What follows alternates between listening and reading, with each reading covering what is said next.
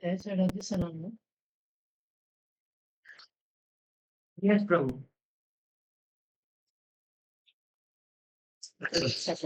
ओम अज्ञानतिमिरन्दस्य ज्ञानञ्जनशलाकया चक्षुरुन्मिलितं येन तस्मै श्रीगुरुवे नमः। श्रीचैतन्यमनोभीष्टं स्थापितं येन भूतले स्वयं रूपा कदा मह्यं ददाति स्वपदान्तिकम्। वन्देऽहं श्रीगुरो श्रीयुतापदकमलं श्रीगुरो वैष्णवांश श्रीरूपं साग्रजातं सकला रघुनाथं सजीवम् साद्वैतं सावधूतं परिजनाः सहित कृष्ण चैतन्य देवं श्रीराधा कृष्ण पादा सगणा श्री विशाखान्वितं नमा ओं विष्णुपदाय कृष्णप्रेष्ठाय भूतले श्रीमते भक्तिवेदांत स्वामिनिति नामिने। नमस्ते सारस्वती देवे गौरवाणी प्रचारिणे निर्विशेष शून्यवादी शाकदेशधारिणे हे कृष्णा करुणा सिंधु दीनबंधु जगतपते गोपेश गोपिका कांता सुनाता कांत नमोस्तु तप्त कांचन गौरांगी राधे वृंदावनेश्वरी वृषभानुसुते देवी नमामि हरि वाञ्छाकल्पतरुभ्यश्च कृपा सिन्धुभ्य एव च पतितानां पावनेभ्यो वैष्णवेभ्यो नमो नमः। जय श्री कृष्ण चैतन्य प्रभु नित्यानंद श्री अद्वैत गदाधर शिवासादि गौरभक्तवृंद। हरे कृष्ण कृष्ण कृष्ण हरे हरे हरे राम राम राम हरे हरे। हरे कृष्णा। हरे कृष्ण प्रभु। हरे कृष्ण प्रभु। हरि बोल। Hare Krishna Prabhuji. हरि बोल। Does everyone know about Srila Jiva Goswami? Someone? Something about Jiva Goswami?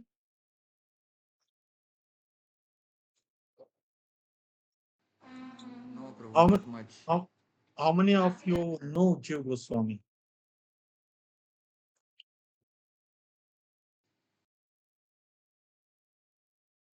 Raise your hand, whoever knows.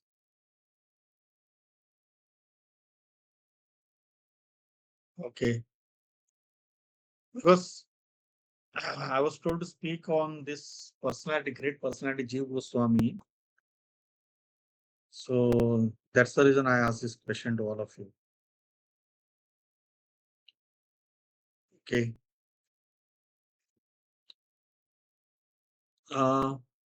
Just to give you a brief background, even if you may be knowing, I'll just would repeat so that it will also refresh. Lord Sri Chaitanya Mahaprabhu came to this material world, none other than Krishna in the mood of Srimati Radharani to propagate the Sankirtan movement in this age of Kali Yuga. So we all know that the Yuga Dharma of this Kali Yuga is Sankirtan or Kirtan. And Chaitanya Mahaprabhu, who is none other than Krishna himself, came in the mood of Srimati Radharani, worshipping Sri Krishna. He came in the mood of a devotee to show all of us how to worship Lord. And the best way to worship the Lord, especially in this age of Kali Yuga, is through Sankirtan. That is congregational chanting of the holy names. And the most powerful mantra is Hare Krishna, Krishna Krishna, Hare Hare, Hare Ram, Ram Ram, Hare Hare. He came to propagate this holy name all over. And we all know Sri Chaitanya Mahaprabhu accepted sannyas. And after he accepted sannyas, he traveled all through the south, the whole of south of this country, India. He just traveled and he converted many people into pure-hearted Vaishnavas through just the Nagar Sankirtan. He would dance on the streets and then induce everyone to chant the holy names of the Lord. So when he took sannyas, he stayed in Jagannath Puri Dham. And while he was in Jagannath Puri Dham, he would just do Nagar Sankirtan and he would chant the holy names of the Lord. He would engage in Rath Yatra. But in between, he also wanted to go to Vrindavan. So during one of his attempts, he just left Jagannath Puri. He reached a place called as Kanai Natshala. Before that, when he was going towards Vrindavan, he took a detour actually. Purposely, he took a detour. He did not go towards Vrindavan directly. He went towards West Bengal and then he visited a place called as Ramakeli. And then when he visited a place called as Ramakeli, he met the two great personalities at that time, Rupa and Sanatan, Sakar Malik and Dabir Kas. They were the two people who were working for the Muslim government, Nawab Hussain Shah. When they came to know that Chaitanya Mahaprabhu is coming through that side, they, in the middle of the night, they went to meet Lord Chaitanya. Dabir Kas was Rupa Goswami, Sakar Malik was Sanatan Goswami actually. Chaitanya Mahaprabhu initiated them into Rupa Goswami Sanatan into Gaudiya Vaishnavism. But that time they were addressed as Dabir Kas and Sakar Malik.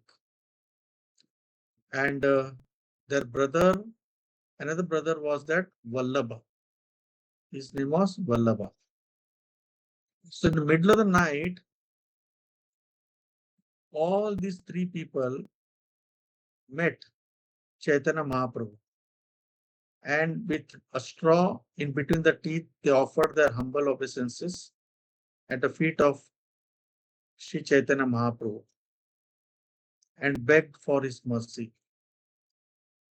So Sri Chaitanya Mahaprabhu then gave them his unlimited, or you can say mercy, uh, in a way that after that particular meeting, Rupa Goswami ultimately, uh, you can say he left Sanatan Goswami, he left the place, and then Rupa Goswami also left that place, and then they went all the way to Vrindavan. At that time, Vallabha, he was then known as, Anupam. Anupam's son was Srila Jiva Goswami. So Jiva Goswami actually was born in that same place, Ramakeli. When his uncles, that is Rup and Sanatan, met Sri Chaitanya Mahaprabhu, Jiva Goswami was very young child. He was only 4 years old. And he got somehow or other attracted to Lord Chaitanya. Being a small boy, he was not in a position to leave everything and go. But then when he came to know that Rupa Sanatan and his father had left all the way, they left this Ramkil and they traveled all the way to Vrindavan, he also had a desire to join his uncles. While he was very small, he was not interested in any sports. He was interested in knowing the pastimes of Lord Krishna. He would study literatures at that age. A very, very great scholar, even at that age also. And all throughout, he was only remembering Lord Chaitanya. Unfortunately, when Rup Sanatan left that place with their brother Anupam somehow or other could not sustain his life. He left his body in between. So Jiva Goswami was fatherless, you can say at that time. When Sri Chaitanya Mahaprabhu went to Vrindavan, he found that that whole Vrindavan was completely, you can say, hidden from the material eyes of the people. That means it was like a barren place. Sri Chaitanya was the first person who actually, discovered, or you can say, found the two Radha Kund and Sham Kund, the two places, which are at that time appearing like small puddle of water. So Radha Kund and Sham Kund was excavated by Sri Chaitanya Mahaprabhu. And then he gave the instruction to Rupa and Sanatana Goswami that you should excavate all the holy places of Lord Krishna and Shri Radharani in this holy land of Vrindavan.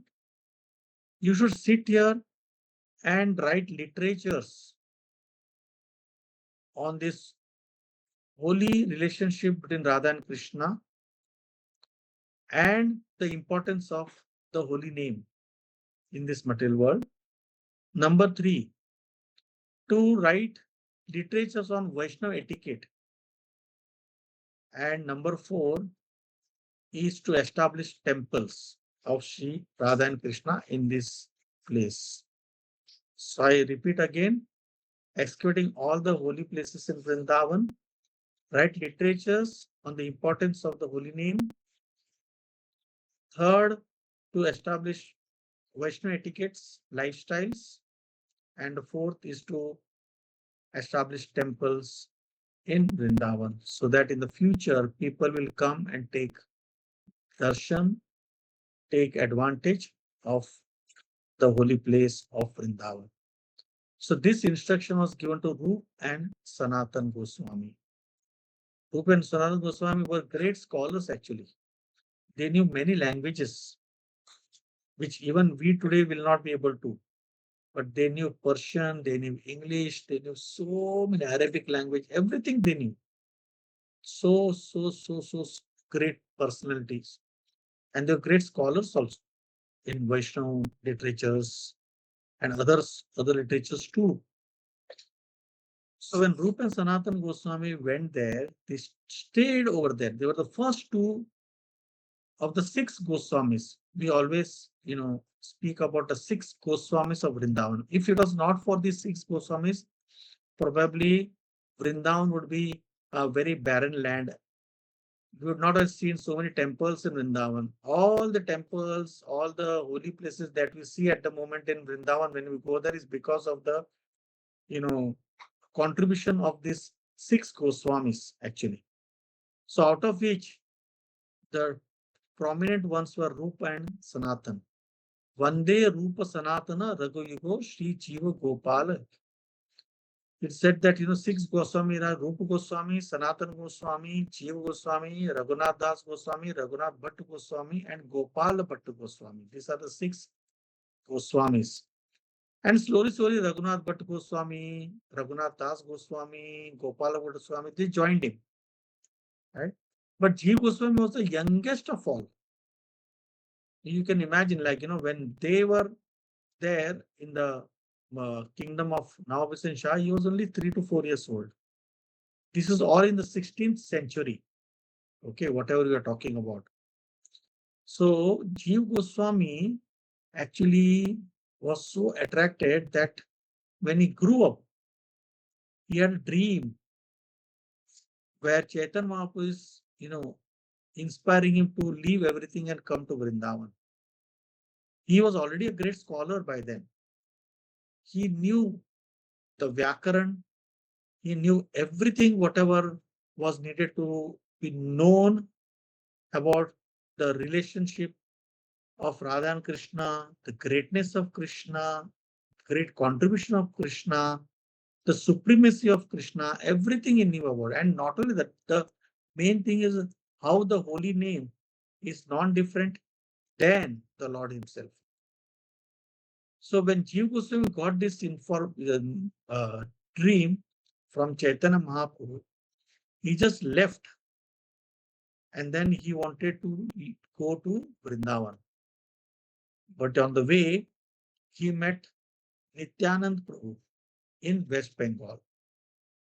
Nityanand Prabhu is none other than the associate of Sri Chaitanya Mahaprabhu.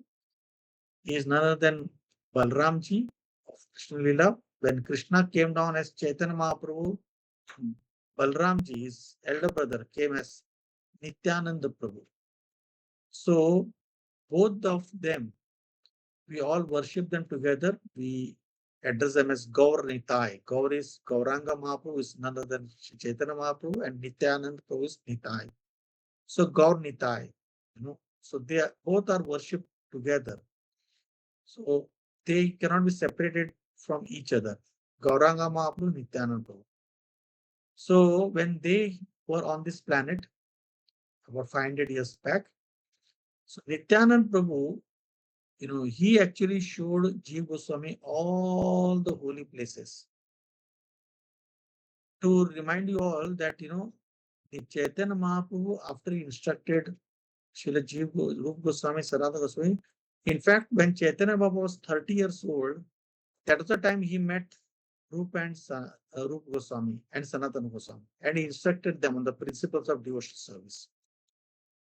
To Sanatana Goswami, he instructed him in Banaras, and Rupa Goswami instructed him in Allahabad, that is present Prayagraj. So he sat with Sanatana Goswami for 1 month, and then he sat with Rupa Goswami for 10 days.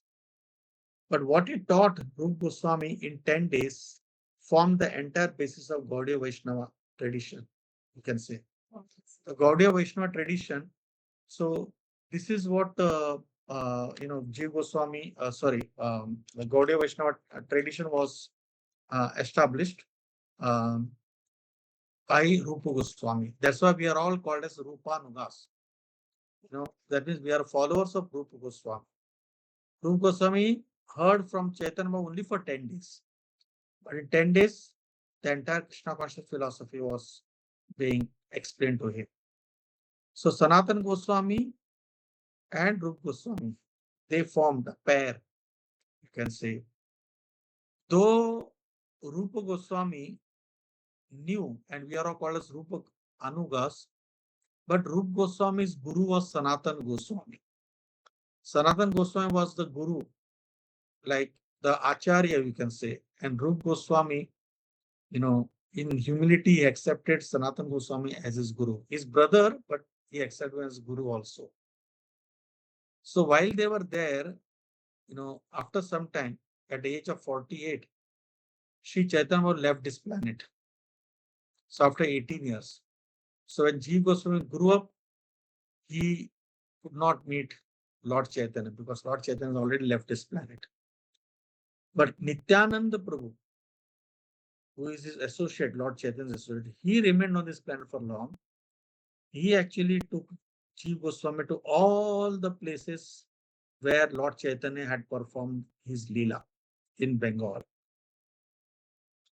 And going through different places in Bengal, Jiva Goswami developed more and more affection for Lord Chaitanya. And Jiva Goswami finally came to Vrindavan and met his uncles, Rupa and Sanatana, and stayed over there. While they were there, Rupa Goswami already had excavated Sri Radha Govindji. And Sanatana Goswami already had Radha Madan Mohanji. Story is long, we don't have time here. Because we're focusing on Jiva Goswami, we'll just speak about him more. So while they had their temples, they started their worship also. They would worship, Rupa Goswami would worship Radha Govindji. Sanatana Goswami would worship Radha Madan Mohanji. And when Jiva Goswami came there, he understood the importance of deity worship. Vigraha ki seva. He knew how important it is to worship the Lord in his deity form. So he requested Rupa Goswami that please, I also want to worship Radha and Krishna. And that is the time Rupa Goswami, he actually carved out the deity of Krishna and Radha and then handed it over to Jiva Goswami and named them as Radha Damodar. So if you go to Vrindavan, we have Radha Madan Mohan Ji, we have Radha Govind Ji, and the third temple we have is Radha Damodar. So Radha Damodar is the worshipable deity of Srila Jiva Goswami. So while Jiva Goswami was in Vrindavan, he was so expert in the Shastras that he started writing literatures expounding the philosophy of Gaudiya Vaishnavism, establishing the supremacy of the Lord and the importance of chanting the holy names. How powerful this mantra is. He, in a short time, became a great scholar, known to be a great scholar in Vrindavan. One of the important literatures that he had written was Shata Sandarbha. That means all the tattvas, the Krishna tattvas, that means the expansions of Krishna, their importance, their contribution, the tattva, the truth, the philosophy, everything was mentioned by him. And then he also wrote a book called as Gopal Champu. Gopal Champu is nothing but the pastimes of Lord Krishna while he was in Vrindavan as Gopal. He knew everything. He became such a great scholar that people started naturally respecting him. And being the youngest of all the six Goswamis, he was also very humble, actually. He would always be in the background, but respect would always be there for Jiva Goswami. It is said that after his uncles, Rup and Sanatan, left his planet, Jiva Goswami was the undisputed leader of all the Vaishnavas in Vrindavan and other places. So much so that three great Vaishnava gurus sent their prominent disciples to study under Jiva Goswami. They were all in Bengal, these Vaishnavas, these Vaishnava gurus, but they all sent their disciples, chief disciples, that most dear disciples, to go and study under Jiva Goswami. One of them was Srinivas Acharya, who was the disciple of Gopal Bhatta Goswami. One was Narottam Das Thakur, who was a disciple of Lokanath Goswami. And the third one was Shyamanand Pandit, who was the disciple of Hridaya Chaitanya. So all these Goswamis, they were very great personalities. But, when it came to learning the great literatures, they all sent their disciples to Vrindavan. So all three were like classmates, you can say. So Narottam Das Thakur, Shyamanand Pandit, and Srinivas Acharya. Though they were the disciples of different gurus, but they all studied under Jiva Goswami. These three, they learned everything that is to be known. They did some menial services while they were in Vrindavan, and they also contributed a lot in the future under the able guidance of Jiva Goswami, actually. So they are called the Vaishnava saints after these six Goswamis of Vrindavan. Srinivas Acharya, Narottam Das Thakur, and Shyamanand Pandit. They're all powerful Vaishnavas. And they all studied under Jiva Goswami. And thus the Gaudiya Vaishnava tradition spread because Jiva Goswami instructed them that now you go back to Bengal, you spread these literatures, you spread the holy name, you just propagate this Vaishnava culture to all. And that's how Narottam Das Thakur, we have a lot of bhajans of Narottam Das Thakur. That's when Narottam Das Thakur started a different type of kirtan while he was in Bengal, that Srinivas Acharya tried to preach to all great kings. His disciples were those, big kings who ruled different regions. And Shyamanand Pandit also had so many wonderful disciples. One of them was Rasikanand. Rasikanand was a very powerful personality who actually preached to the kings of his time. So, like this, the Gaudiya Vaishnava principle, Gaudiya Vaishnavism, they spread all throughout Bengal and other northern parts of the country. So, while Jiva Goswami was there, it is said that Jiva Goswami actually had built a wonderful relation with the local king at that time, Emperor Akbar. Emperor Akbar was the king, the Mughal king of Delhi. But Jiva Goswami was such a person that he knew whom to develop friendship with and how to develop the relationship with. He had to do that. Why?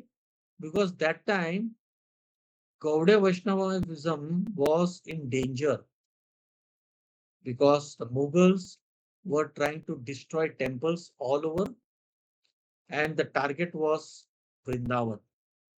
It was because of Jiva Goswami and his relation with the local king over there that none of these temples were touched. None of these temples.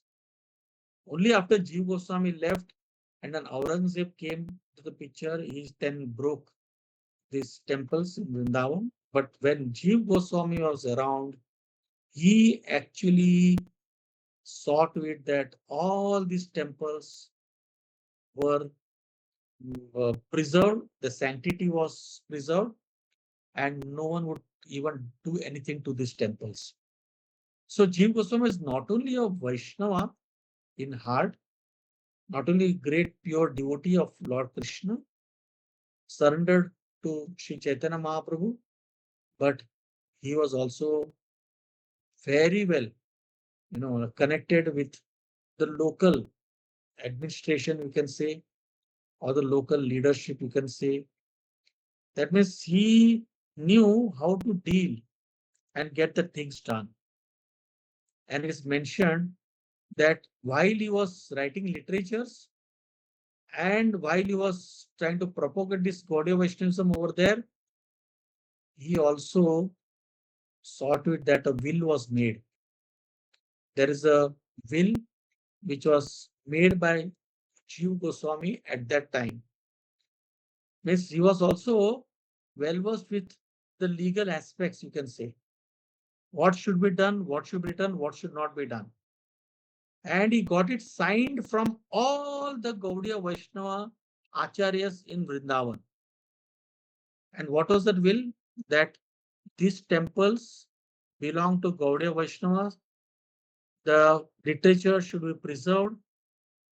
The teachings should be as it is, pure, unadulterated, and everyone should just accept that Krishna is the supreme personality and nothing else below that. And all these temples which are established, because slowly we call the seven temples of Vrindavan. The seven temples of Vrindavan is, they were the temples which were actually, installed or which were actually established by the other Goswamis also. Just like we mentioned about Madan Mohanji by Rupa Goswami, Shri Radha Govindji by Rupa Goswami, Radha Damodar by Jiva Goswami, and later on, Gopal Bhattu Goswami came to Vrindavan, and then he also got Radha Ramanji, which is a very famous deity of Vrindavan. He, he had Shaligram. On the next day of Narsingh Chaturdashi, the Shaligram, there's a stone, it's a stone worshipped as Krishna, and that got converted into a beautiful form of Shri Radharaman. So the the Lord is only this much, you know. So you can say 6 inches. And a very beautiful deity of Radha Raman. So that's the fourth temple. And then we have Shyamanand Pandit having Radha Shyam Sundar. It's the fifth temple. And then we have Radha Gopinath ji. She, Madan Mohan, Govindji, and Gopinath. Gopinath is Madhu Pandit. And the seventh temple is Radha Vinod, Radha Girdhari. They are all in one place only. So Radha Vinod ji is by Lokanath Goswami. Radha Girdhari is by Raghunath Das Goswami. And there are other also in that. Vishwanath Chakravarti Thakur's, another Vaishnavas. So these are the 7 temples. So whenever somebody goes to Vrindavan, they visit all these temples. So Jiva Goswami made a legal document actually. Can you imagine that time 500 years back, in the 16th century? We are now in the 21st century. 500 years back, he knew everything about the legal aspects. And then he made that, and his literature is so vast that there is a library in Vrindavan called as Jiva Goswami Institute of Gaudiya Vaishnavism. So whatever one needs to know, you can just go to Jiva Goswami's library and get it from there. People have been doing Shata Sandarbha means there are 6 Sandarbhas, there are 6 aspects. Even on one Sandarbha, and from that one Sandarbha, there are about 15-20 points. And one point, one of our devotees did a research. He got a PhD. On what? Out of 6 Sandarbhas, one Sandarbha, out of one Sandarbha, there are 20 sub Sandarbhas, and out of 20, 1 point, one aspect of that one of the 20s, and he did, and that too, he said that's so vast, so vast. So that was the important contribution of Srila Jiva Goswami. One important thing about Jiva Goswami is that he was a great scholar, but at the same time, when somebody is great, somebody has done so much, there's always a pride that may come, right? We all feel very, I did like this, I did like this. Even though you may not say about it, but you'll feel in your heart that कि मैंने जो किया है ना वो किसी ने नहीं किया है. What I've done, nobody's done, and that is true. What Jiva Goswami has written, all the other 5 Goswamis together also has not, it's more than what the other 5 Goswamis together have contributed. So that was the contribution of Jiva Goswami. But even at that time also, he also exhibited one important quality of humility. There's a wonderful story where the great scholar Rupa Narayan was visiting different places, and you defeat. Wherever you go, you defeat people. Okay, you have a debate with me. And when they have a debate, you defeat them in the arguments. And then he has a Vijay Patra. That means he had a victory paper. Okay, he will write the name. Okay, so and so has been defeated by me. And then he will make the person who is defeated, make him sign. So like that, somebody told him that you should go to Vrindavan and debate with Rupa and Sanatan. When he met Rupa and Sanatan said, we don't want to waste our time in Vrindavan arguing. Because they said, we are in Vrindavan, we want to dedicate our full life for Krishna's service. We don't want to argue unnecessarily with anyone. So they said, no, we don't. Oh, really? You're scared of me? Then you accept defeat from me. So Rupa Goswami said, yeah, okay. Because they felt it's easier to accept defeat and sign rather than, argue for hours and hours, days and days. So these are signed that we are defeated by Rup Narayan. When Rup Narayan went, somebody told that there is a great scholar, Jiva Goswami here. You should visit him and you defeat him also. So when he approached Jiva Goswami said, what happened? He said, see, your uncles, both of them are defeated by me. Say they written this, they accepted, they signed also. Argue with me or accept defeat from me. Jiva said, how can it be possible? My uncles, Rupa and Sanatan Goswami, they could defeat you. How can it be possible? No, he said, no, they have signed. He said, you do one thing, you sit with me and you have a debate with me. I will defeat you. They are my gurus, and still I will be the person who will defeat you. And it said that he sat on the bank of Yamuna with Rup Narayan and for 7 days. And after that, Rup Narayan was completely shattered. He was defeated, so much so that he was not able to show his face also. And he left Vrindavan. Jiva Goswami informed his uncles that I have defeated Rup Narayan. When Jiva Goswami's uncles, Rup and Sanatan, especially Rup Goswami, he met Rup Goswami because he was a disciple of Rup Goswami. He had taken shelter of Rup Goswami. He only met Rup Goswami, said, I have defeated. He said, how can you do that? You are in Vrindavan, and in Vrindavan, nobody does anything else apart from devotional service to Krishna. How can you do this? He says, you have done a great offense.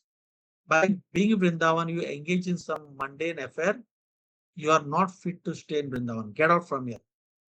Go. Leave this place of Vrindavan. Now, Jiva Goswami did not try to justify, or I did for you only. They showed me that paper where you had signed, and that's why I did it. And I did for the protection of our Gaudiya Vaishnava, tradition, you know.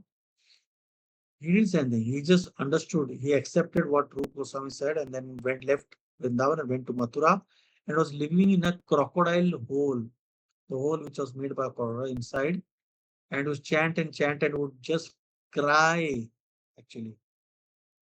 Cry. Why? Because he has disrespected his guru. But then when Sanatana Goswami was coming begging, he found Rupa Goswami inside, Jiva Goswami inside crying. He said, he understood what may happen. He went to Rupa Goswami. He said, Rupa Goswami, I think you have forgotten one of the very important principles which Sri Chaitanya Mahaprabhu has taught us. So Rupa Goswami has accepted Sanatana Goswami's gurus. He said, yes, please tell me what mistake or what wrong I have done. He said, tell me what are the principles which Sri Chaitanya Mahaprabhu has taught us. He says, Vaishnava Seva, Nama Ruchi, and what else? He said, Jiva Daya. So Jiva Daya, Sanatana Goswami tried to remind Rupa Goswami that Jiva Daya, be compassionate to Jiva. When he said Jiva Daya, it was actually Jiva Daya means compassion to all the living entities. Nam, which is attachment to the holy name, and Vaishnava Seva means service to Vaishnava. But when he spoke about the Jiva Daya, Sanatana said, can you remember something about it? Then he remembered, oh my goodness, I have, exiled Jiva Goswami out of this place. And he said, why don't you just go get him back? He's repenting, he's crying. So Jiva Goswami, Rupa Goswami went to Jiva Goswami and got him back. So this was the humility which was exhibited by Srila Jiva Goswami. Jiva Goswami, we will not be able to repay whatever he has done for the Gaudiya Vaishnavism. Whatever we need to know, or whatever anybody needs to understand about the Gaudiya Vaishnava principles, all these principles are being put it into writing by Srila Jiva Goswami. So today is a very, very, very, very wonderful day, very, very wonderful occasion where we would remember Srila Jiva Goswami, beg at his feet and just, uh, make it. We actually pray on the appearance and disappearance of these personalities. When they give the mercy to us, then we'll also get that opportunity to come closer. So when we pray on such appearances, for us, great personality, for Acharya, appearance and disappearance are the same. So even on the appearance, we worship, we remember. On the disappearance also, we remember. So today is also Vaman Dwadashi. That means this is the day when Lord Vaman Dev appeared to punish Bali Maharaj. You know what Vaman Dev did? You can hear from Radharani for some time, but today is also Jiva Goswami's appearance. So on this day, we all should pray to Srila Jiva Goswami to give that conviction, to give that determination, conviction, and enthusiasm to pursue Krishna consciousness, to take shelter of the Lord through his teachings, through his writings, and through the examples of great Vaishnavas. When we see these examples in our eyes, in front of us, the great personalities, what they did, how they behaved, how they had, what relationship they had with each other, then we get inspired to do the same. So we should pray on these days whenever the great Vaishnavas appear, disappear, that we take shelter of them. And through that, we get an opportunity, we get to have Namaruchi, attachment to the holy names.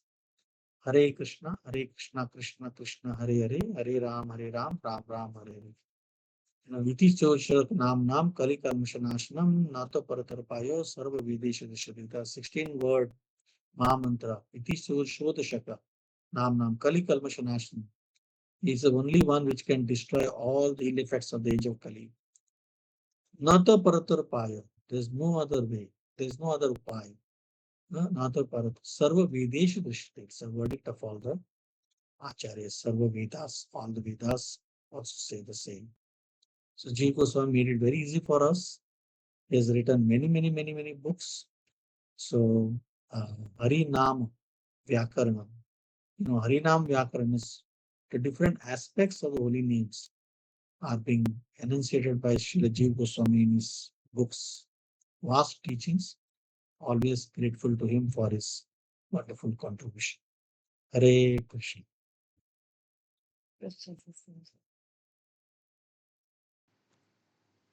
Any questions that anybody have? Also, water. Was it very complicated or easy to understand?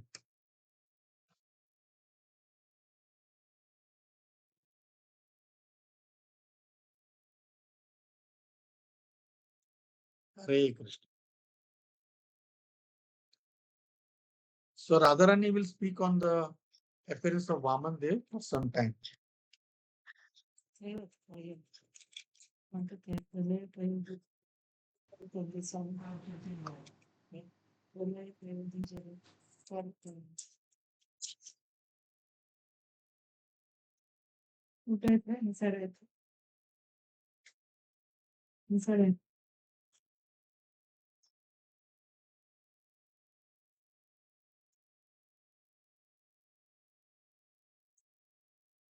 Hare Krishna.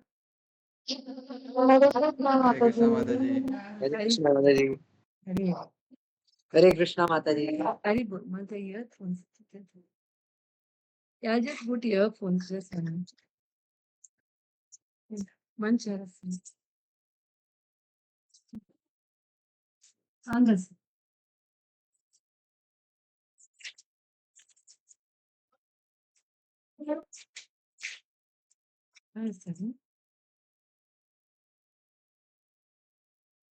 Just give me a second.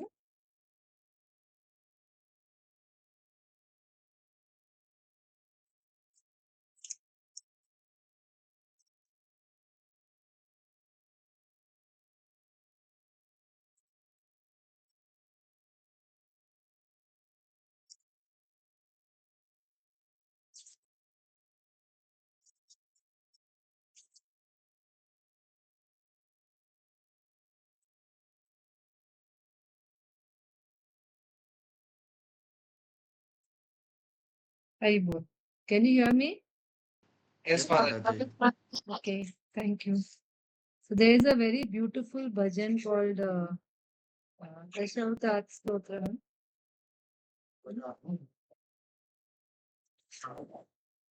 can hear. Yeah.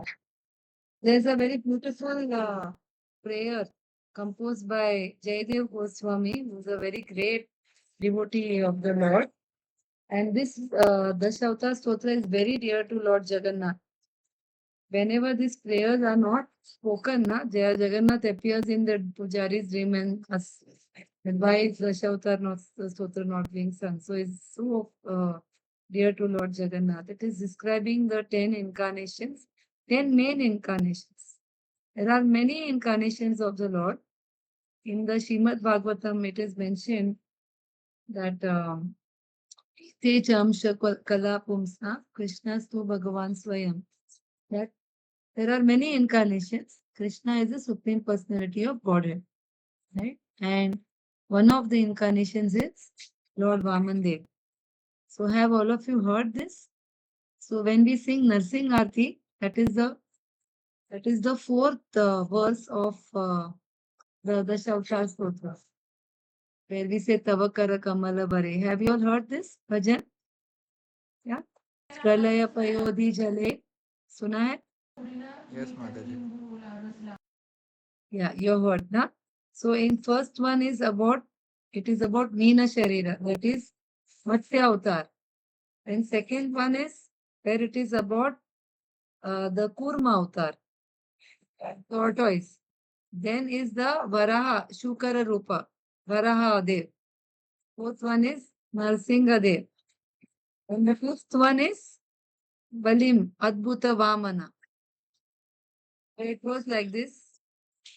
It was like this. Chalayasi Vikramani Balima Bhuta Vamana Padanaka Nirajanita Jana Pavana Keshavadrita Vamana Rupa Jai Jagadisha Hare Jai Jagadisha Hare Jai Jagadisha Hare. Is there disturbance because of my earphones or is the sound coming from elsewhere? Somebody who is, yeah. Is it when I'm speaking there's disturbance? No, now there's no disturbance. Yeah. So the translation is like this. O Keshava, O Lord of the universe, O Lord Hari, who have assumed the form of a dwarf Brahmana, all glories to you.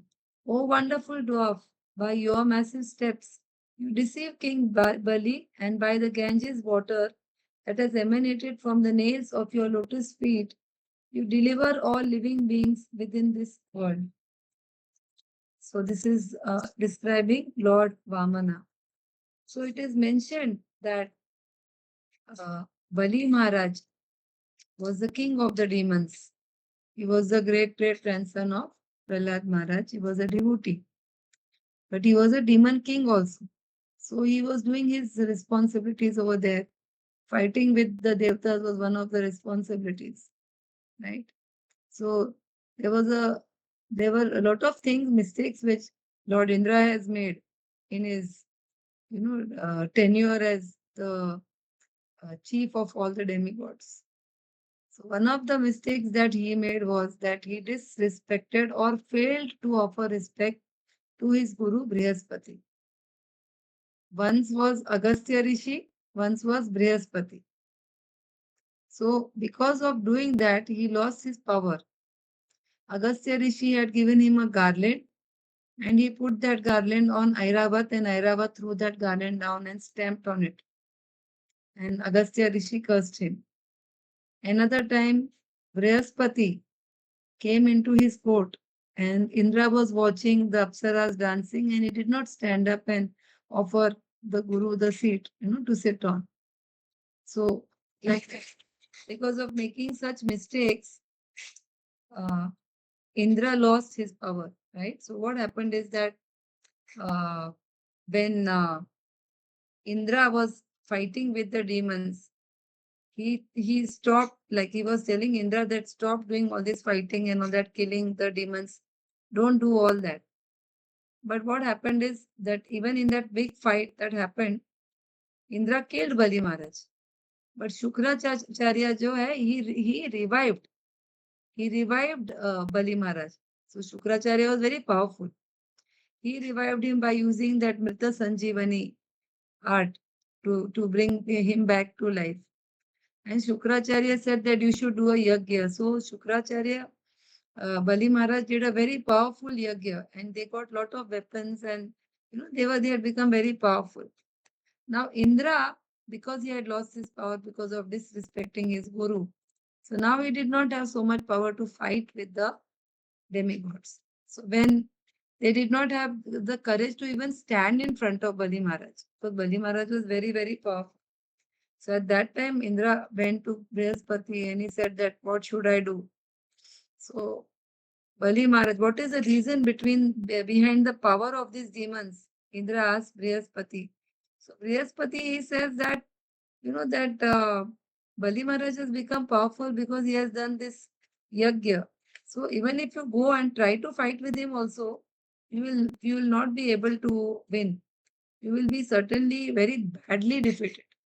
So I am telling you that just go and hide somewhere. Right now, there is no chance of fighting.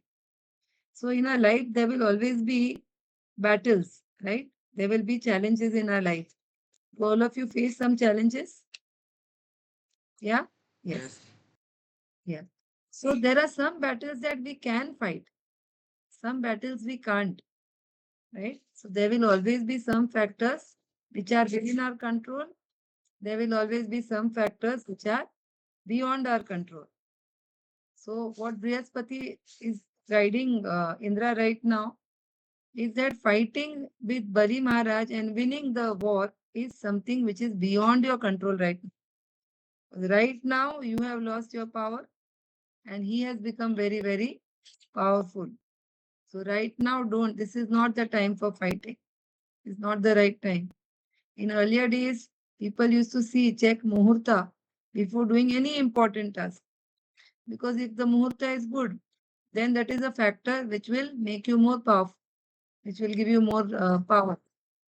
So he says that this is not the time. You will be defeated if you fight now. So don't go, give up your kingdom, give up Swargaloka and go and hide in space somewhere. So then Bali Maharaj, Indra, he listens on the advice of Brihaspati. He listens. And they left heaven, they started living in space. And Aditi, she was feeling very sad to see her sons living without a kingdom like this.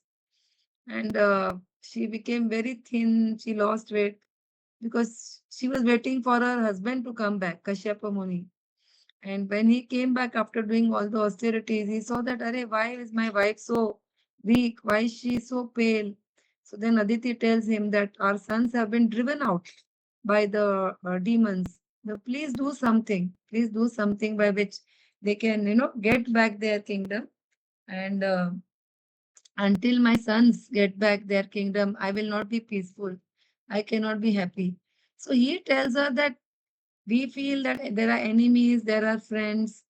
He said there's nothing. These are all dualities. Don't think about them being enemies. He gives her philosophy, right? But although she knew all this, the philosophy, but because as a mother, she was feeling the pain of her sons. For her, their pain became her pain, right? So she again and again she was telling him, Kashyap Muni, that please do something, right? So at that time, Aditi, Mother Aditi, who is the king of the demigods, and Kashyapa Muni, he says that, see, we cannot do anything. This is not the time to fight. What Brihaspati tells, Kashyap Muni tells us the same thing, that at this point, we can't do anything. Now, whatever Kashyap Muni is speaking, he is speaking because the Lord is inspiring him from within. Because the Lord wanted to appear as Aditi's son, because Aditi had prayed this. So Aditi and Kashyap were, I think, Prishnikarbha and what is the name? Prishnikarbha and his wife, I forget the name. So they had begged. So for 3 lives, they would become parents of the Lord. So the Lord wanted to appear in through Aditi's womb. And therefore he was compelling her from within to keep talking that we have to do something, we have to do something. So at that time, Kashyap Rishi, he says, okay, if you want that the demigods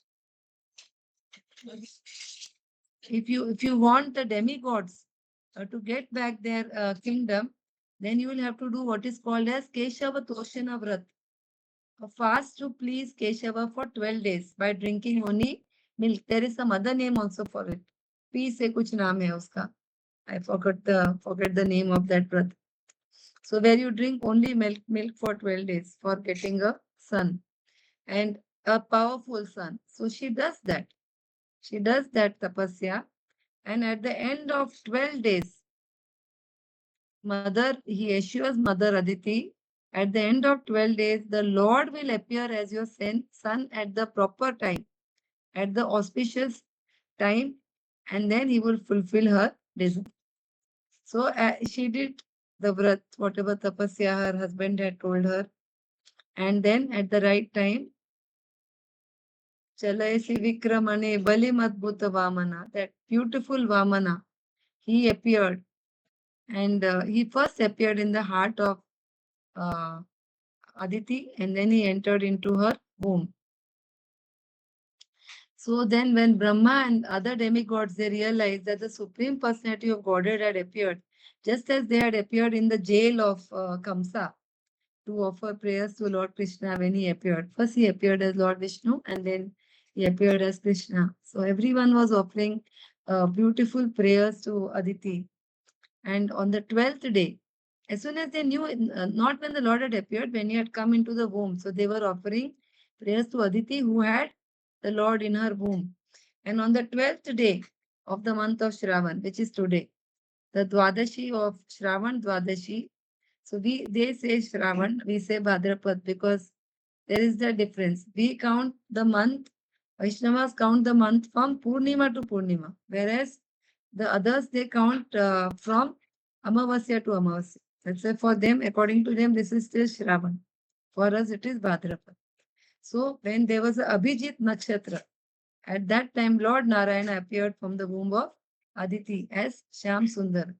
He was so beautiful. He was dressed in pitambara, yellow garments, holding a conch, disc, club, and lotus, Shankha, Chakra, Gada, Padma. So then, as soon as Aditi Mata and Kashyap Rishi, they saw this Lord had appeared in front of them in a four-handed form. You know, they were very overwhelmed. And then he miraculously, he assumed the form of a dwarf, just as he had appeared as Vishnu in the jail. And he realized that they are worried that if Kamsa sees, he will try to harm. He takes the form of a small baby. Here it takes the form of a grown-up man who is in the form of a dwarf, okay, or a grown-up child who is in the form of a dwarf. That's why his name was Vaman. He was perfectly proportionate. Proportionate means it sometimes we see dwarf कि उनका face बहुत बड़ा होता है पर उनका body छोटा रहता है. ऐसे नहीं था. His full body parts were proportional. मतलब they were properly made. And he was very, very beautiful, extraordinarily beautiful. All the samskaras for that child were done. And all the demigods gave gifts to the child. So very beautifully described in Srimad Bhagavatam. What are the gifts that were given? So the sun god gave him the Gayatri mantra. Brihaspati gave him the sacred thread. Kashyapa gave him a straw belt. Mother Earth gave him a deer skin to sit on. The moon god, who is the king of forests, gave him a Brahma Danda, that is rod of brahmachari. और छोटा लड़का जब मुंज होता है, when the thread ceremony is done, he is given a stick in his hand to hold. So he gets that stick, Brahma Danda, in his hand. Aditi Devi gave him kaupin जो brahmacharis पहनते हैं. He wears a kaupin. And Indra gave him an umbrella. Brahma gave him a water pot. 7 sages gave him kusha grass. Saraswati gave him rudraksh beads. Kuvera gave him a pot for begging alms. And Bhagwati, the mother of universe, gave him alms. Alms is bhiksha, right? So all these things he receives from the demigods.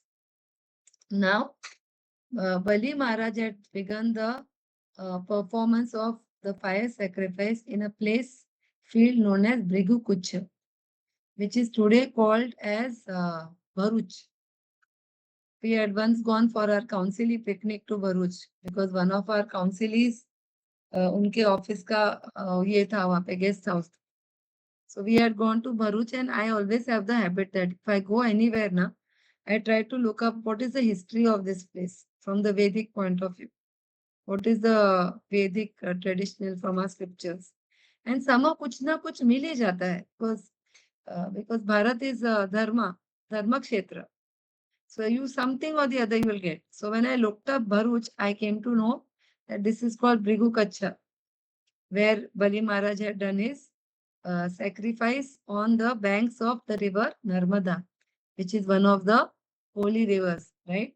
Gange cha Yamune chaiva Godavari Saraswati Narmada Sindhu Kaveri. And these are the 7 holy rivers. So he was doing this fire sacrifice, and he was a very charitable person. So normally whenever there's any fire sacrifice being done, there is always charity done to the brahmanas who are performing the sacrifice, right? So he was going there, and there he saw this batuk. Batuk means dwarf, right? He was holding his danda, water pot, umbrella. So Vaman Dev was walking while holding his umbrella. Now he was very small, so because he was very small, the umbrella was fully covering him, right? So although he was very small, the brahmanas could see him, and they were wondering how is this umbrella walking by itself. He was so tiny that the umbrella was fully covering him. They felt as if the umbrella is walking, right? Then later on, they came to know that he is underneath the umbrella. And his brilliance was there. Although they could not see him, they could see the tej. They could see the brilliance that is emanating from his body. So when Bali Maharaj saw, he understood that this is not an ordinary person. He is an extraordinary personality. So he stood up. He stood up from his place. He offered proper respects.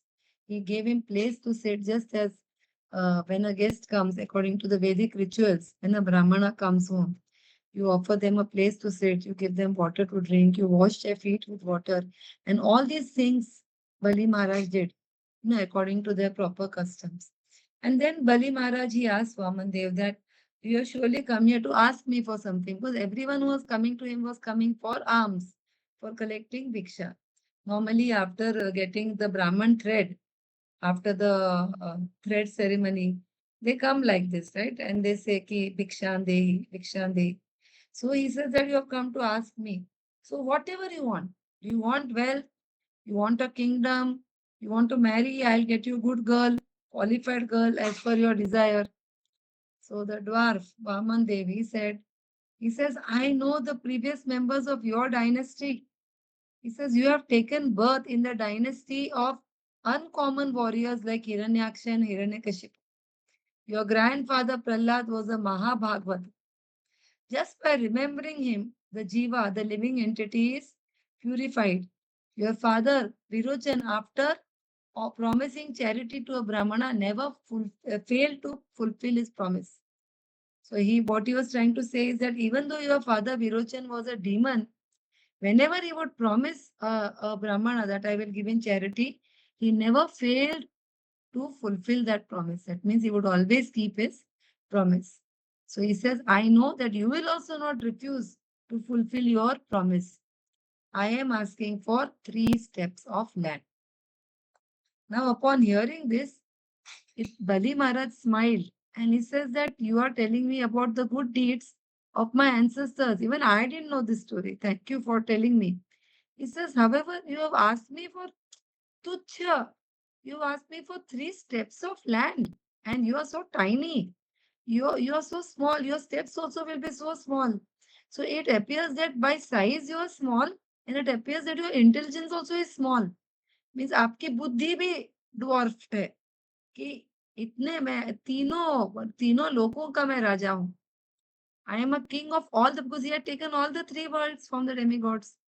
He says, I control the entire world and you are asking me for something as insignificant as just 3 steps of land. He says that you are not very intelligent. And what do you know who I am? Right? I can give you Jambudvip. Jambudvip is Asia.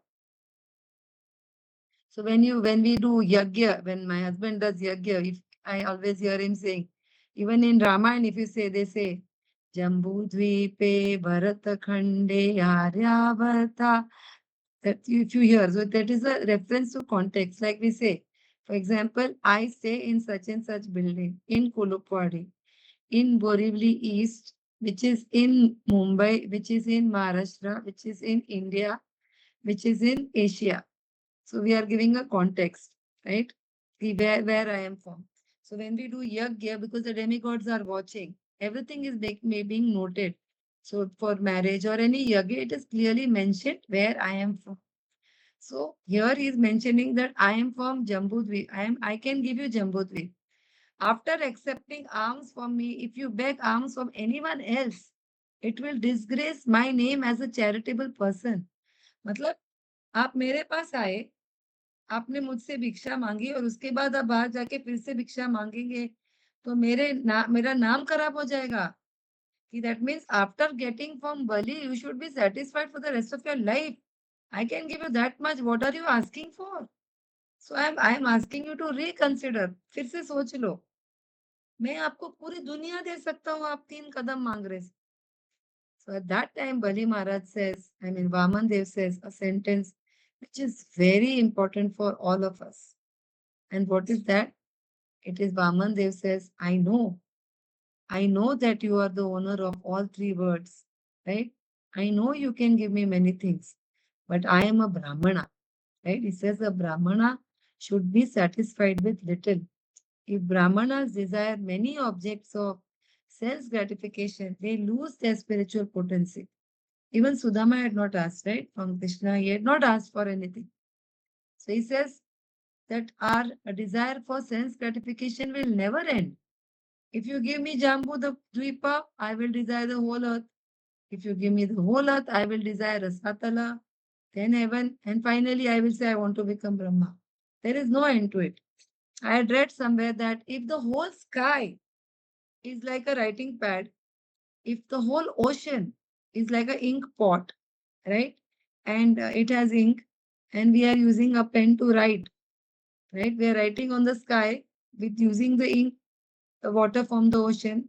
Still, we will not be able to finish writing our desires because our desires are endless. As soon as we see Dhyayato Vishayan Pumsam Sangasya Shupajayate. Sangat Sanjayate Kama, Kama Krodho Vijayate. We develop desire. When the desire is not fulfilled, we get angry. And then we get totally bewildered.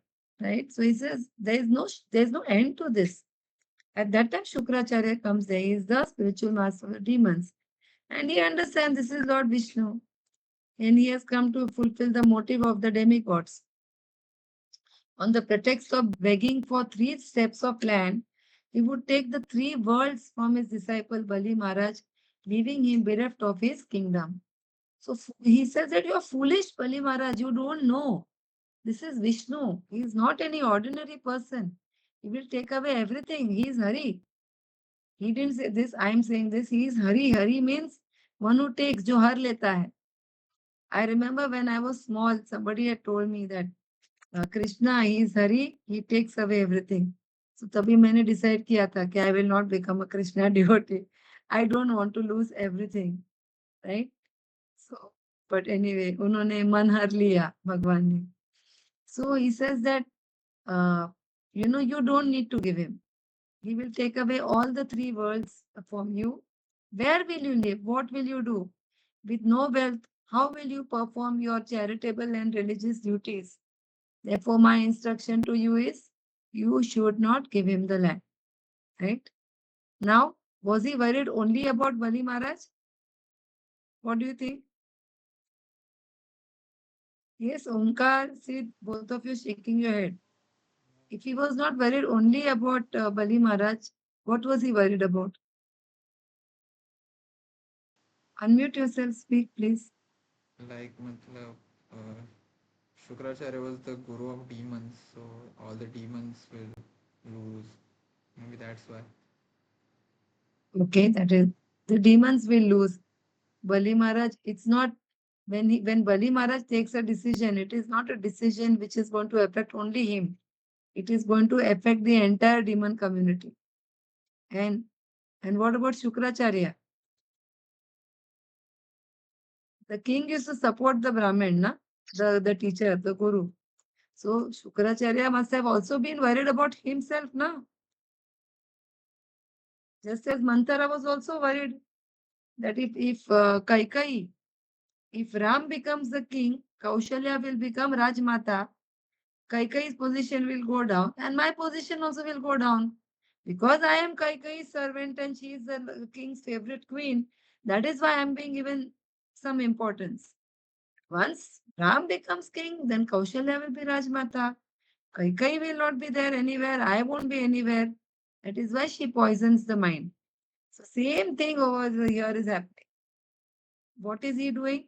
Actually, Kaikai loved Ram so much, more than Bharat. It's mentioned that she loved Ram more than Bharat. It's Mantara who poisoned her mind. Same way over here, Shukracharya is trying to poison Bali Maharaj's mind. That please don't give him the land. So Bali Maharaj says that I have given my word to a Brahmana. How can I break my promise? How can I tell a lie? And if he is the supreme personality of Godhead, then anyway everything belongs to him. How can I find a better candidate than Lord Vishnu himself? Right? And because he is Lord Vishnu, he is the supreme personality of Godhead, is all powerful. He will take it from me by force anyway. So might as well I give it now. Just as there is one story that the somebody wanted to offer something to the Lord, but he was hesitating. He was holding in his hand कि मैं offer करूँ कि दूँ कि मैं खाऊं. So तभी when he was holding his hand like this with the kurmura or something in his hand, एक हवा का झोंका आया and all the kurmura flew away, and as it was flying away, he was saying Om Vishnave Namah, Om Vishnave Namah, Om Vishnave Namah. अरे what's the point उड़ने के बाद में, है ना? अपने आप से दिया होता तो क्रेडिट मिलता आपको. Right? So he says that even if I refuse to give, he is going to take it. So being my guru, why are you creating obstacles?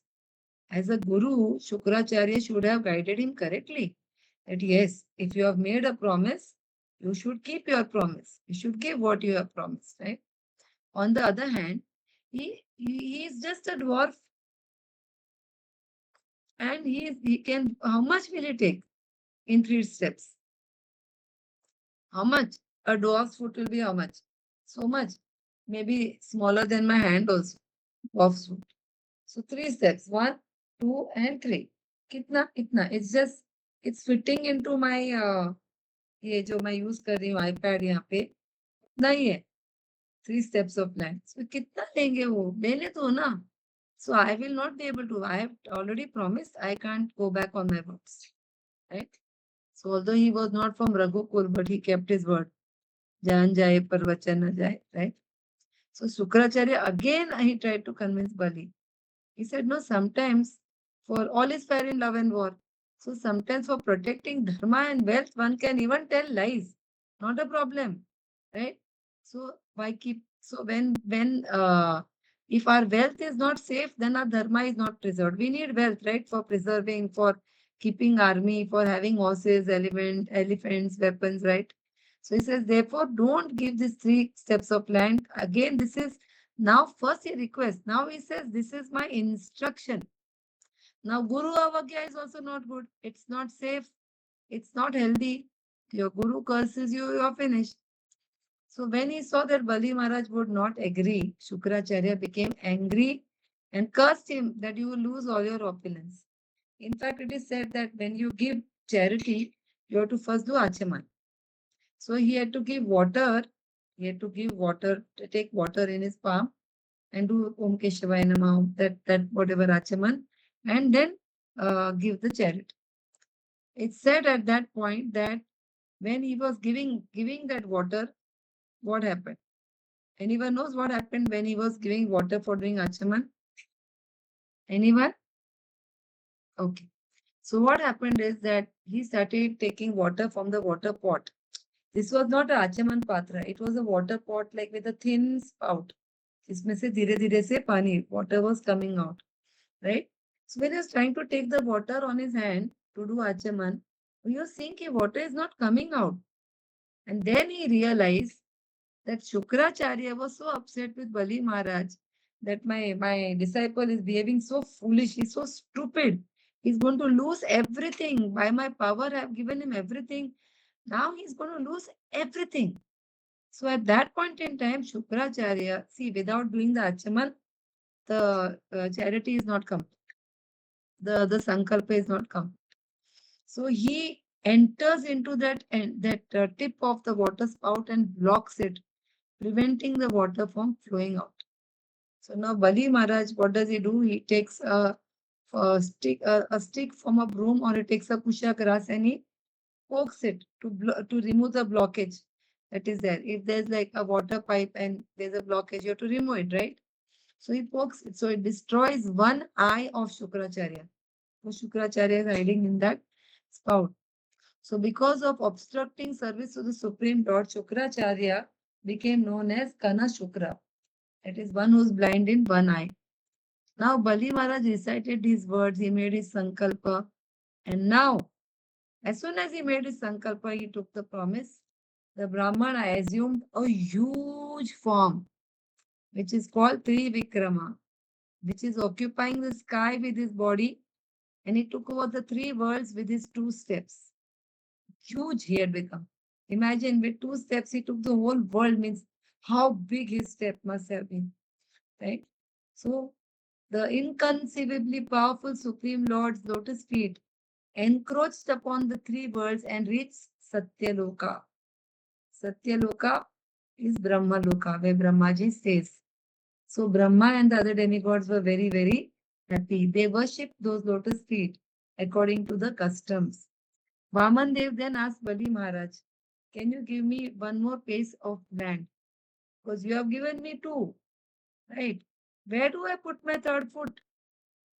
Right? He says that Vaman Dev warns him that look, if you break your promise after giving your word, it will be an irreligious act. Bali Maharaj says that I have lost everything now, but I am not upset. But I don't know how to give you anything else now because you have covered everything with 2 steps, right? I'm bereft of everything. I'm sad. I'm in mental agony. You have acquired everything of mine with your 2 steps. Now nothing of mine is remaining. What do I do? So the demons were now determined to recapture the kingdom. When the demons approached Vaman to kill him, a wonderful Narayani army emanated from the body of Lord Vishnu and began to fight with the demons. So, seeing the killing of the demons by the Narayani forces, Bali Maharaj asked them to stop the fight. He said, now our time is auspicious. Right? We should not fight. Just as Brihaspati had told Indra at that time, okay, now is not the time to fight.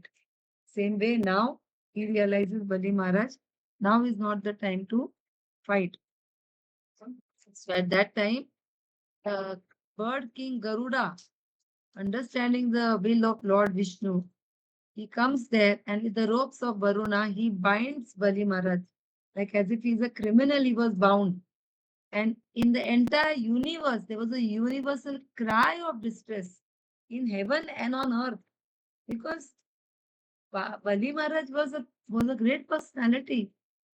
Then Vaman Dev approached Bali Maharaj and said, in your dynasty, no one has broken his word after giving it to a Brahmana. You took an oath, didn't you? You took an oath that you would give me 3 steps of land. Why are you not giving me that one more step of land? You are religious, but you are not following, you are not keeping your word. So Bali Maharaj's wife, Vindhya Bali, she was a very pious lady, right? So she says, excuse me, she says that you gave Vaman Dev all your material possession, but you have not given yourself. So Bali Maharaj was very grateful to his wife for giving timely and wise advice to her husband. And at that time, a foot emerged from the lotus navel of Vamandev because 2 feet he had already put everywhere. From his navel, a foot appeared and it rested on the head of Bali Maharaj. So Bali Maharaj achieved the touch of those lotus feet, which is rare for even Brahma and all the demigods. And on witnessing this, the demigod started playing, kettle drums, mridang, kartal, chanka, vagara, everything was beautiful, auspicious sounds, and flowers were being showered on Vaman Dev. And then Vaman Dev speaks to Bali Maharaj. And flowers were falling on Bali Maharaj. Sorry, not Vaman Dev. So Vaman Dev says to Bali Maharaj that I am very pleased with you. You have not fallen from your dharma. You did not deviate from the truth in spite of being cursed by your Gurudev. Until now, you were the giver and I was the receiver. Now, I am the giver and you are the receiver. I shall give you whatever you want. Ask me. Having completely surrendered to the Lord, Bali Maharaj did not ask him for his lost wealth like a materialistic person. He prayed, O Lord Vamandev, may your soothing feet, lotus feet, which you have placed on my head, always remain there. So therefore, service of the Lord and surrender to his lotus feet never result in loss for anyone. So because we are foolish, sometimes we ask for ridiculous things, insignificant things, right? But if we surrender to the Lord gives us everything that is necessary and which is good for us. So Bali Maharaj achieved the Supreme Lord by Atma Nivedana or self-surrender, process of bhakti. So upon seeing the devotion and great fortune of his grandson, Prahlad Maharaj felt very happy and glorious. He was still there. He had tried very hard to make his son Virochan a devotee, but Virochan had not become so. And his propensity for demoniac tendencies had caused Prahlad pain in his heart. There was no limit to his joy upon seeing his grandson as a devotee. Being pleased with Bali Maharaj, Vamandev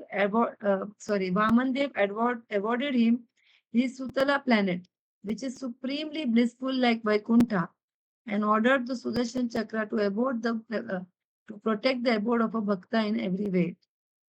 So Lord Vamandev, the protector of Brahma and Dharma, saw Shukracharya, the foremost of Bhikhu dynasty, Brahmanas and Guru of the demons, standing hesitantly nearby. He said to Shukracharya, your disciple Bali Maharaj has undergone many difficulties. Right? So please perform the yajna again for his welfare. Shukracharya replied, my disciple has seen you. He has chanted your name and glories. Your lotus feet have been placed upon his head.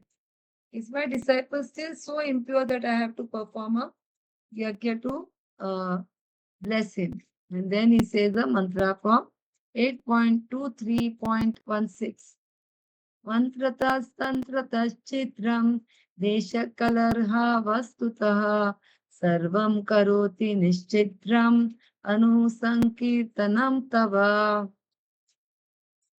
There may be discrepancies in pronouncing mantras, observing the regulative principles in the serial order, and moreover, there may be discrepancies in regard to time, place, person, articles, and paraphernalia. But when your Lordship's holy name is chanted, everything becomes faultless. So this is a very, very beautiful pastime of Vamandev appearing. Now, there's one more aspect to this. I'll tell it in 5 minutes because it is late already. It's 9:30.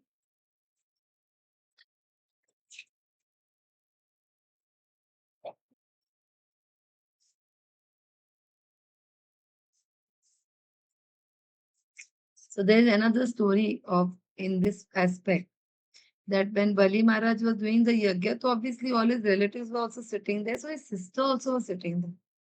When she saw Bali Maharaj, she was so attracted to, Vaman Dev, she was so attracted to him. She was wishing that, I wish this could have been my son. That was the desire that she had. She was Ratnamala. Her name was Ratnamala. So she had a strong desire to nurse Lord Vamandev out of maternal affection. She wanted to feed him her milk, right? But then when he tricked Bali Maharaj, she developed hatred for him and she thought, I want to kill him. I want to kill this Vamandev. So the Lord always, he combines things and gets things done. So at that time, according to the Brahma Vaivarta Purana, this lady Ratnamala who first initially had Vatsalya Ras for Krishna, but later on she had, enmity against Krishna. And that was, she came as, anyone, any guess? Whom did she come as? Putna? Who? Putna? Yes. Who was this? Omkar. I can't see who is speaking. Omkar. Omkar, okay, Omkar, yes. She came as Putna, thank you. She came as Putna. See how the Lord, ek tir se do nishan. So she wanted to nurse Krishna. She wanted to be his mother. And so Putana gave her milk to Krishna. And at the same time, she hated him because he so called cheated Bali Maharaj. So in this way, both the things were objectives were achieved. So that is the greatness of the Lord, that he can do multitasking, many things at one time. So then this Ratnamala came as Putana. So we learn many lessons from this story. A quick, not recap of the story, but recap of what we can learn from this story of Vaman Dev. If anybody can give their points quickly, please do so. Anyone? We should always choose the path of righteousness. Yeah, we should always choose the path of righteousness. Thank you, Omkar. Anybody else?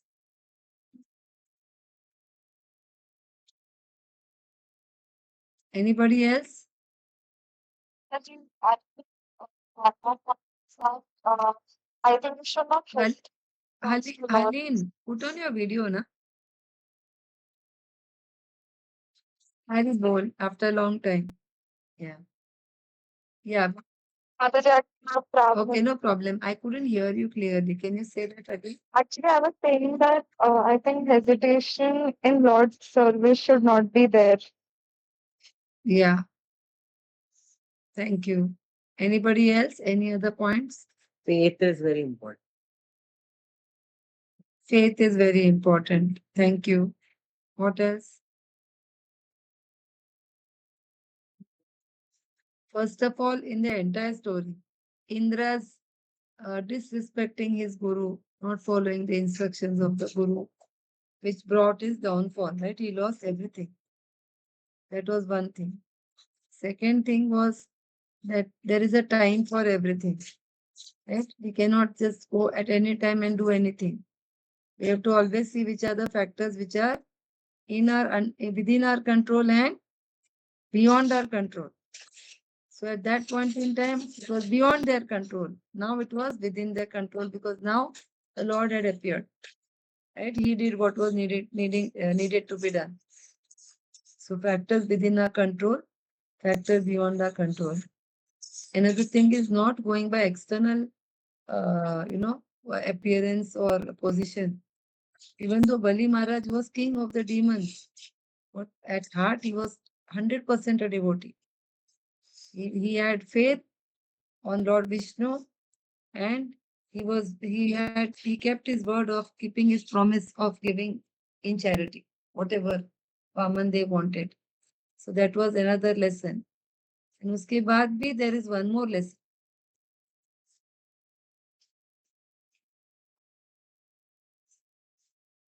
What is that lesson? That you are never at a loss when you surrender to the Lord. Right? Because later, at the end of this, after all this happened, right? After all this happened, then Bali Maharaj was given place in that Patal Loka as a Dwarpal of the Lord. Right? So when so Bali Maharaj, he had 1 minute. Yeah. So it is written in the Puranas that there were a lot of fights happening, and eternally that demigods and Devtaka fighting hota tha. So during the churning of the ocean, we have heard about that. What will happen? So at one point in time, Aditi Devi had gone to pray, right? Kashyapa and Aditi had gone to pray. And they prayed, and you will hear that the Lord saying that I will appear as your son. So there are many versions. There are many versions of how they prayed and all that, but it was a very grand way how he appeared over there. So anyway, so after Vaman Dev and this particular pastime happened, so the Lord said that no, I will. He is very pleased with Bali Maharaj because he had so much faith. He had so much faith, and Bali Maharaj said that. 1 minute, I'm coming to the last part of it. Bali Maharaj gives him place in Patal Yuga and says, "You will be my guard. You will be my Kshetrapal over here. You stand here." And it is said that by hearing, Bali Maharaj says that, "Oh Lord, by receiving these items of enjoyment, because the Lord gives him something. Lord doesn't want to only retake, he wants to reciprocate also." So when Bali Maharaj gave everything to Vaman Dev, he immediately, what did he do? He gave the rulership of the three worlds to Indra. That means he reinstated Indra as the king of the demigods. And then after that, he gave the Patal region to Bali Maharaj. And then he said to Bali Maharaj that after this particular Manvantra, where we are staying in Vaivasvata Manvantra, and upon the arrival of the Savarni Manvantra, you will become Indra. Right? And you should stay in the Sutalapuri region of Patala, which is charming, full of many qualities, beauties, and enjoy sandalwood and flowers and etc. etc. So Bali Maharaj says, "Oh Lord, please bless me that I may not forget you, I may always remember you." So Lord Hari, he gave the kingdom to the three worlds, of the three worlds to Indra, blessings to Bali Maharaj, and then he disappeared. After that, nobody saw him. So all these 10 incarnations, they came for very little time and then they disappeared. So it is said that by hearing this pastime of Bali and Vaman Dev, those who have lost the kingdom will retrieve it, and those who have become separated from their objective will also achieve it. Brahmanas will acquire knowledge of the absolute truth. Kshatriyas will become expert in conquering the earth. Vaishyas will achieve a wealth increase in wealth. Shudras will attain happiness and good fortune. Anyone who hears this will be delivered from all these sins. Now I will end with this. We will just pray again to Vaman Dev, right? That you said to Bali Maharaj that if you are not, there is a shloka in the Bhagavatam. He says, if you are not satisfied at this moment, you will never be satisfied. So satisfaction is not based on what we are getting. Satisfaction is a state of our mind. Like if we are content with what we get and we are grateful for whatever we get, we will always be happy. So happiness is equal to reality minus expectation. If our expectations are very high and our reality is not matching that, we are going to be disturbed, distressed, feel hopeless, helpless, whatever. Right? We don't need to. We just need to reduce our expectations. Right? So if the formula is happiness is equal to reality minus expectation, either we have to change reality, increase reality, or reduce the expectation, right? If on the left hand side of the equation I have 9, and on the right hand side, if my expectations are 7, what will be my happiness? Only 2. Because 9 is equal to 7 plus 2. But if I reduce my expectations to 1, then my happiness will be how much? 8. Right? So the Lord here is explaining that if you are not satisfied with what you have at this moment right now, you will never be satisfied, because satisfaction is a state of consciousness. It's a state of mind. It is not just something that comes by eating waffles or eating ice cream or seeing India winning the cricket match. It's a very temporary, right? It's a very temporary happiness. It doesn't stay. It is like the foam that is formed when you wash your hands with soap. That foam comes and that disappears after some time. It doesn't remain forever, right? So the Lord is explaining to us that we should be satisfied with what we have. Not that we don't work to get more, but we should not be desperate for that. We should be working hard so that we can use all the fruits of our resources in the Lord's service. Okay? I'll stop here. Thank you very much. Thank you for your patient listening. Thank you, Mataji. Just Thanks a meditate. lot, Mataji. Yeah, so therefore it is said over here, na, they're saying that anybody who hears and speaks about Vaman Dev, even if they have lost the kingdom, they will retrieve it. Brahmanas will, the Kshatriya will get back the kingdom. They will be able to conquer. Brahmanas will get knowledge of the absolute truth. Shudras will get happiness and good fortune. And anyone who hears this will be delivered from all sins. Shri Vaman Dev ki Jai. Jai. Hare Krishna. Thanks a lot, Thank you. Mataji. Hari Bol. Prabhuji hai? Yeah. 1 minute. Prabhuji is on another call, looks like. 1 minute. Hari Bol. Hari Bol. End karta sang. Thank you, Mataji. Bye. Thanks a lot, Prabhuji and Mataji. Very bol. Prabhuji, thank you, Mataji. Hare Krishna. Thank you, Mataji. Thank you, Prabhuji. Hari Bol. Hare Krishna. Thank you, Aline. Hari Bol. By the way, everyone, Mataji और प्रभुजी ने हमारे लिए इतना time निकाला, like even though it was a 1 hour lecture, still they like enlighten us and like उन्होंने इतना सा preparation किया था हमारे लिए for this moment. Let us appreciate them while chanting Hare Krishna Mahamantra. So please unmute yourself. Hare Krishna, Hare Krishna, Krishna Krishna, Hare Hare, Hare Rama, Rama Rama, Hare Hare. Shri Prabhupada की जय. Like, go to the Premanande. Hari Hari Hari बोल. Bol. Panchakल्पतरुभ्यश्च सिन्धुभ्यश्च पतितानां पावनेभ्यो वैष्णवेभ्यो नमो नमः. अनंतकोटि वैष्णव की जय. जीव गोस्वामी पाद की जय. वामन देव की जय. वामन कृष्ण की जय. Hari Hari Hari. Thanks a lot, Maharaj. Hare Krishna. Hare Krishna. Thanks, God.